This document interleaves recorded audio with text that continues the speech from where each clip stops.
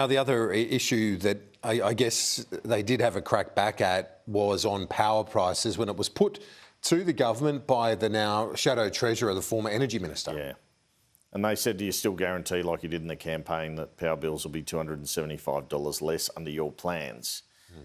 And he didn't. And, you know, the opposition have been on the phone already to me sort of saying, well, look, he didn't confirm it.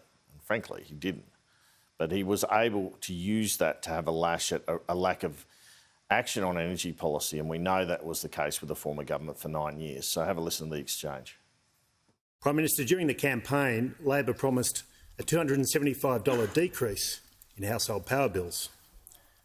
Will the Prime Minister guarantee to the House that Australian families will see that $275 cut? The paradox of the last government was that they were obsessed with power, but they totally failed on energy.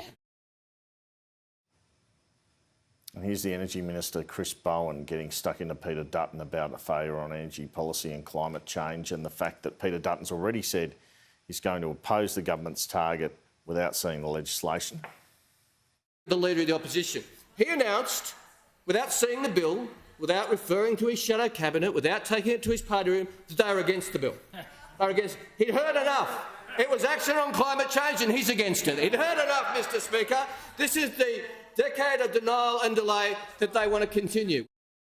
Now, I'll be joined shortly by the Minister for Social Services, Amanda Rishworth, on the scrapping of the cashless debit card.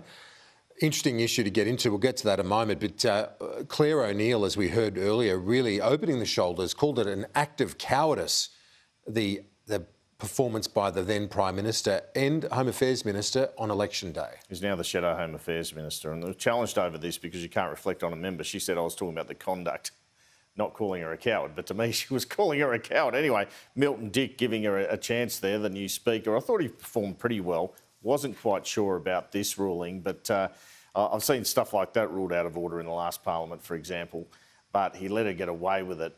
But this was a more personal attack, giving Claire O'Neill, the new Cabinet Minister, an opportunity to get stuck in here. One of the truly outrageous things about the Secretary's report is that it details the fact that the decision was made by the former Minister for Home Affairs to release this information while the operation was on foot. This is without precedent in the history of Operation Sovereign Borders. And what it meant was that an operation that was being undertaken by Border Force and Defence Force officials was undermined by the Shadow Minister who now sits opposite me.